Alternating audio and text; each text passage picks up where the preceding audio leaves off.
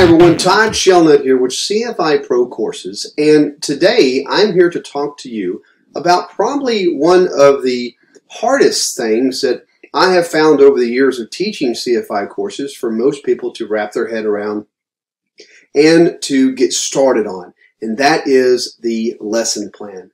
Now, if you've tuned into my FOI courses, you've heard me talk about lesson plans just a little bit, just enough to kind of get you started, and I've had some lessons ready to kind of get you started, but not really in-depth meaning to the lesson plans.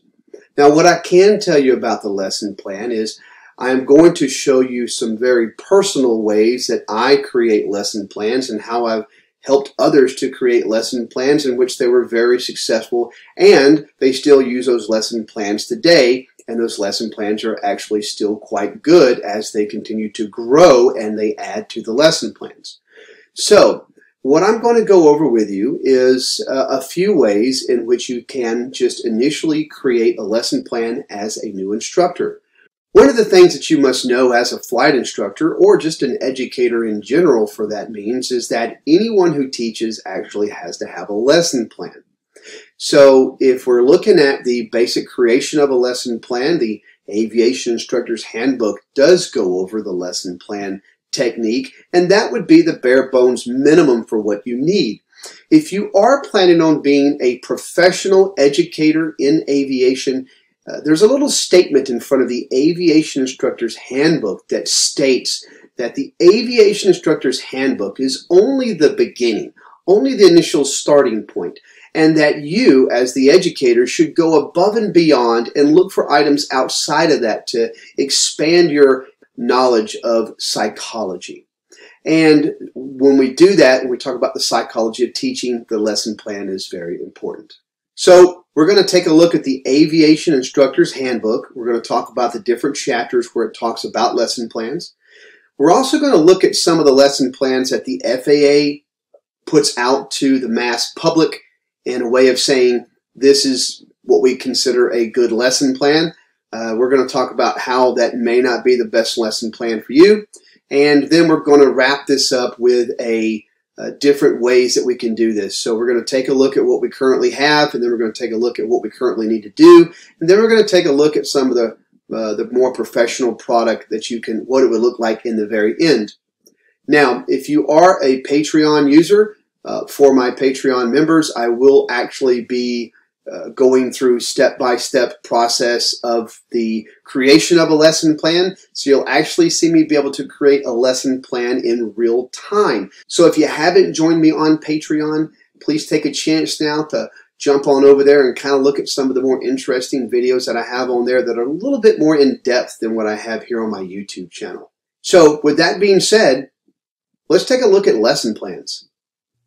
As we start to learn how to create these lesson plans, we have to always go to the source code to see exactly what the FAA wants to see from us. This source code for this particular lesson will actually come from Chapters 4 and Chapter 6 of the Aviation Instructor's Handbook. Now, these are some really great chapters because they give you a lot of information, and when you go to just directly read them, they're not going to be exciting, and there's a lot of stuff in here which is really not exciting. So if you take very specific sections, it really does become somewhat useful to you. So what I like to do is when I'm getting ready to do this, I like to go to my preparing a lesson chapter, and I like to look at Chapter 4 and the preparing a lesson section, not chapter. And I like to go ahead and just kind of read over this information. Now, I'm going to do this for you so that way you won't have to, because I want you to go ahead and understand from a practical standpoint how this stuff actually relates to you. So I am going to take this piece by piece, one at a time, and it says here that the very first thing we must do when preparing a lesson is to get our training objectives and standards.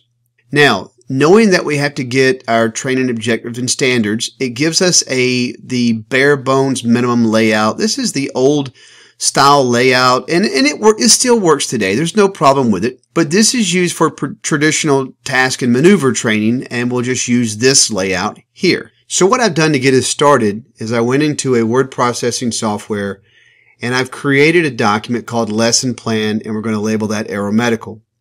I've also dropped the standard layout of the lesson plan in a table.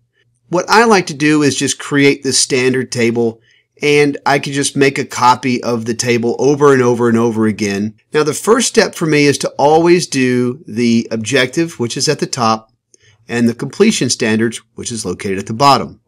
Now, if I complete the objective and I come up with a set of completion standards, along the way, I'm actually going to devise my elements, my equipment, my instructor actions, and student actions. Now, this is exactly the way that the FAA's instructor handbook says that it will transpire, that you will do it. It says that you will design the objective and you will design the completion standards and everything will fall in line.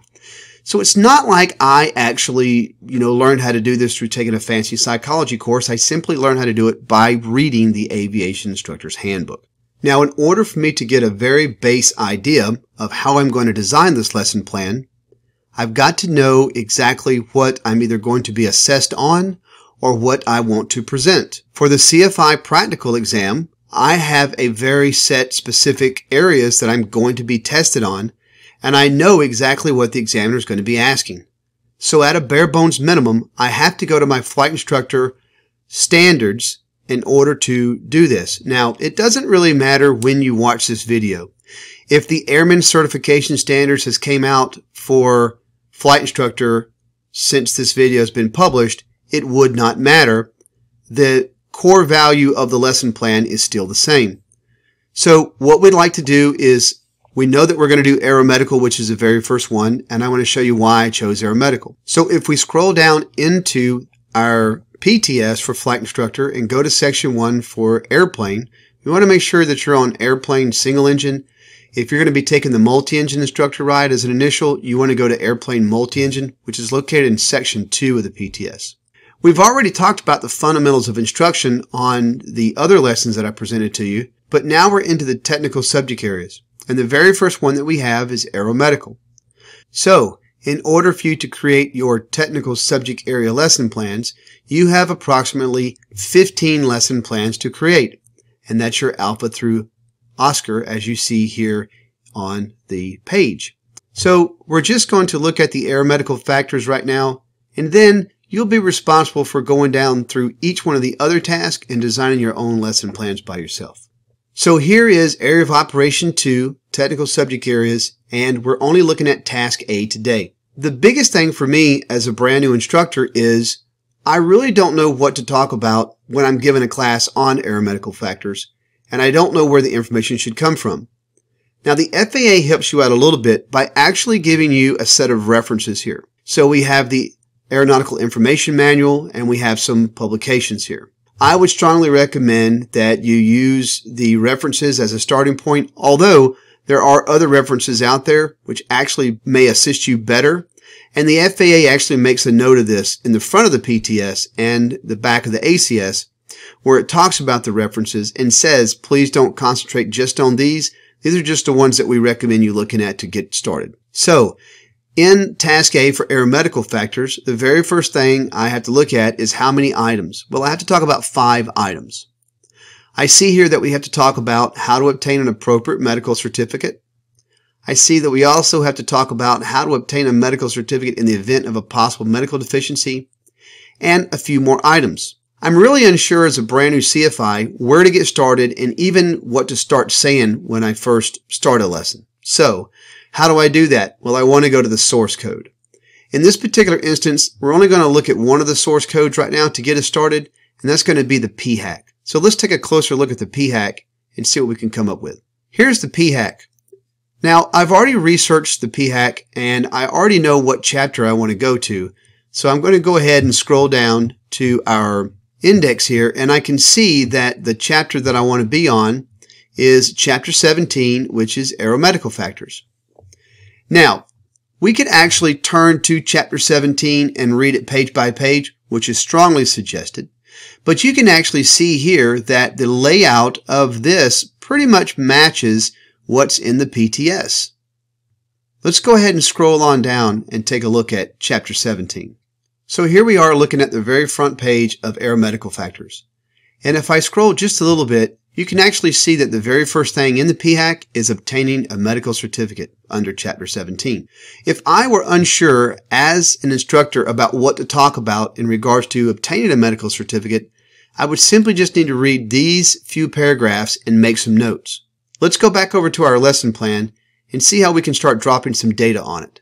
Now we know that the first thing that we have to do on our lesson plan is to devise our objective and our completion standards.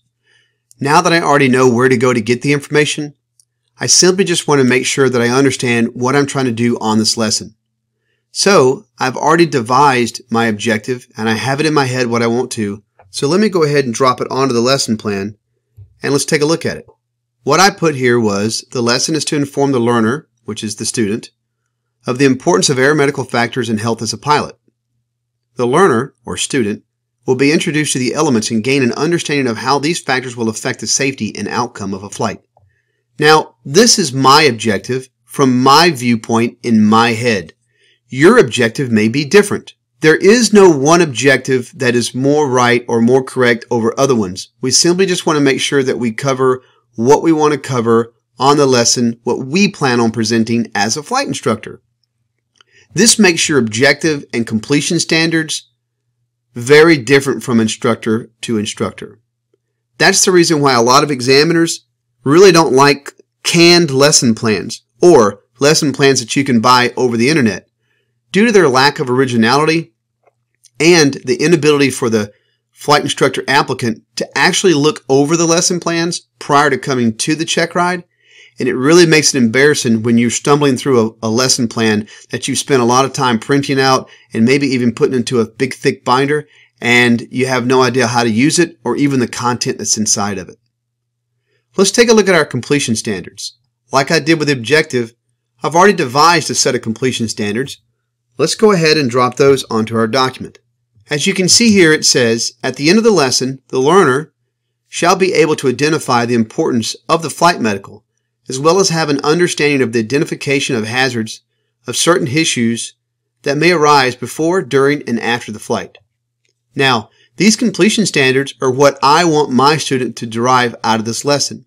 And I think that these completion standards very closely mimic what is in the CFI PTS and also what's in the commercial as well as private pilot ACS. So now that I've designed my objective and my completion standards, I need to ask myself as the instructor, how am I going to meet these completion standards after I give the objective to the student? This is going to help me to devise the elements for the lesson. So, in order for me to know what I need to talk about, there's two different places where I'm going to go. First is going to be the CFI PTS, and the second is going to be the commercial or private pilot ACS. So let's first go over and look at the CFI PTS again, and let's look at some of the things that it wants me to talk about. As you can see, it only has 5 items in which we have to talk about the appropriate medical certificate, how to obtain it, causes, symptoms, effects, and corrective action of those items, effects of alcohol and drugs, and nitrogen narcosis or scuba dive and decompression sickness. But if we look over at the commercial ACS, which very closely mimics, actually it mimics exactly the private pilot ACS, we can see that there's a little bit of more detail involved. So here's the commercial pilot ACS. As you can see here, Knowledge Area 1 wants us to recall the same items that were in the CFI lesson plan. So it wants to talk about the symptoms, recognition, causes, effect, and corrective action associated with aeromedical and physiological issues, including all of the items that were located within the CFI PTS. It also gives us another item which is the same, regulations regarding the use of alcohol and drugs, effects of alcohol and drugs and over-the-counter medications, and ADM. You'll also see that the ACS lists certain risk management items which you should also input into your lesson plan, as well as certain skill items. The skill items are what you're going to be required to demonstrate to the examiner in the check ride.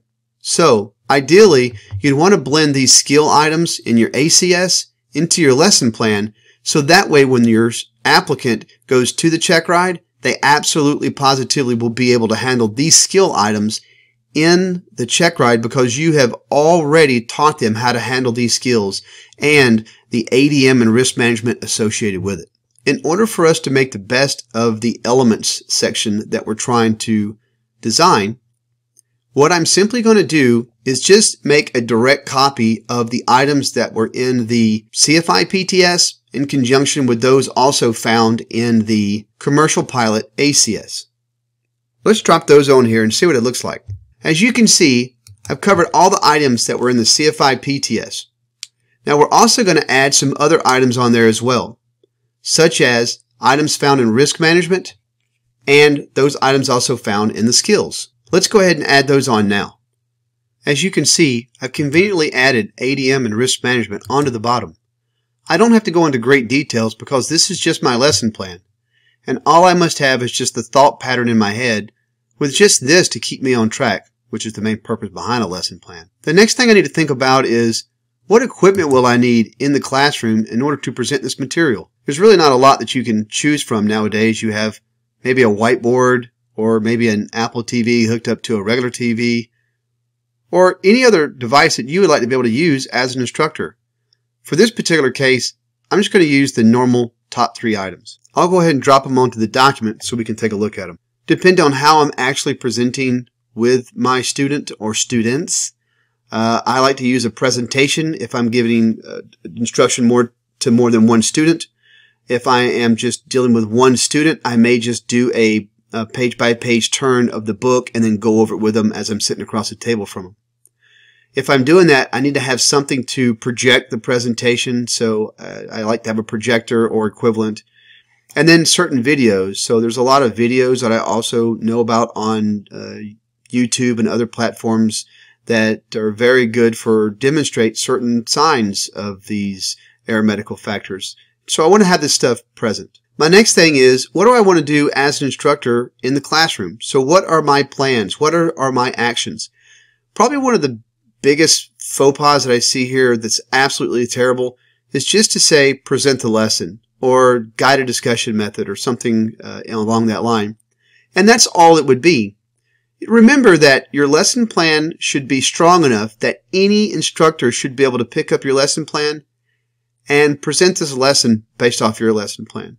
So the instructor's actions really actually goes and says, what have I thought about on this lesson and how exactly am I going to do it? I've already got my instructor actions picked out, and I use parts of the PTS as well as the ACS since they're the official assessment tool, and I blend those into my instructor actions as well. The reason why I do that is because if I can very closely give the client exactly what the ACS is looking for on the assessment side of things, it will help me to be able to design a program which is more in tune to not only having a good practical application for my student or client, but also to make sure that they're very well aware of what's going to be expected from them on the check ride. Let's look at my instructor's actions and see where we can go from there. The first thing is I want to go ahead and discuss the material using the presentation while relating certain aspects to what the learner may already know about the subjects. I like to ask people, has anyone ever in here ever had a special issuance medical? And then see if they would like to talk about it. Or has anybody ever had a SOTA? The next is I want to be able to see if they relate to any of the causes, symptoms, effects, and corrective action portions. So have they had hypoxia? Has anybody ever hyperventilated? Those particular type things, just to see hyperventilated is what I meant to say. And I just want to go through the list, and I would do this by using my presentation. The next thing is I want to start relating some real-world tasks to the learner in the lesson. So for me, I want to have the learner associate the symptoms and effects and conditions listed above with the cause and corrective action. So what I would do is I would say, okay, I'm in the airplane and you look over at me, I'm your passenger, and you see this. So you can see that my fingers are blue and my lips are blue and I'm acting very lethargic. And I would say, what do you think is the problem with me? And I think that's very important because it gives them a real world use for it and helps to really build up their ADM. The next thing is I would ask the learner to perform a self-assessment. including fitness for flight and personal minimums for actual flight or a scenario given by myself. So this gives me the flexibility from lesson to lesson to kind of do whatever I really want to do and to create that practical application that the learner needs to make sure that they understand that they must be motivated to remember this material. Lastly, I'm going to go ahead and show the FAA's website on how to find an AME in case they don't already have one. And I'm also going to go over the AOPA medication website with them just to go ahead and show them that if they had certain questions about medications they were on, whether or not they were on a no-fly list. So now let's take a look at the student actions. So the student actions are actually going to come from what I want the student to be doing in class. A lot of the times on lesson plans, I'll see something that's very vague, like take notes or listen to instructor.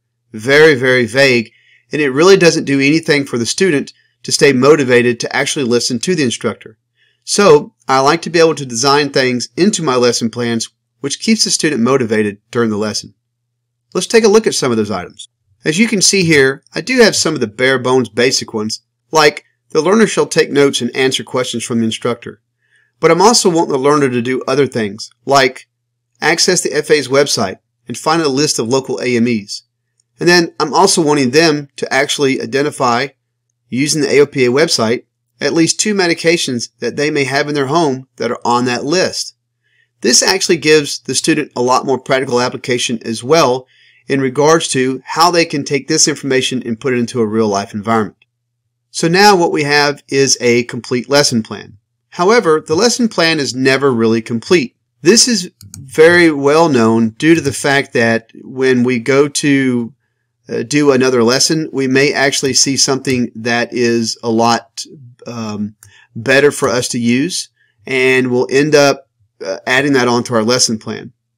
Please don't think that your lesson plan has to be exactly 1 page long. That's a very big faux pas.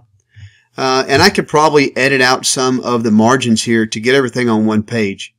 1 to 2 pages is about the max that you want to do on this. So let's see if we can see a whole page here. So you can see that's actually my lesson plan. It's 2 pages, but I'm going to print it front and back, so it'll actually only be 1 page. And I think this is a pretty decent lesson plan.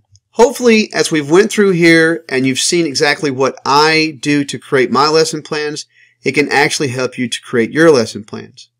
You can also go back to Chapter 4 in your Aviation Instructor's Handbook, as well as Chapter 6, and read up more about the lesson plans and how they can help you. I hope you've enjoyed this great new series that I'm going to have on lesson plans.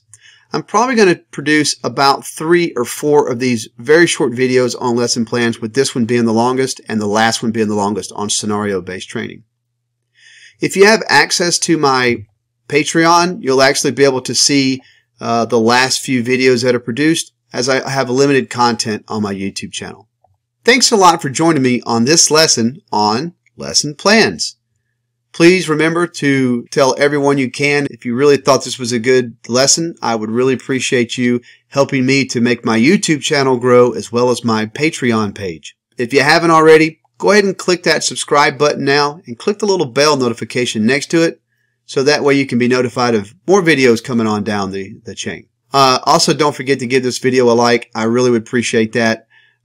It really does make me feel happy and good about the content that I'm creating when I do see those thumbs up, because that's what drives me to keep going. Thank you so much again, and I'm Todd Shellnut with CFI Pro Courses. Bye-bye.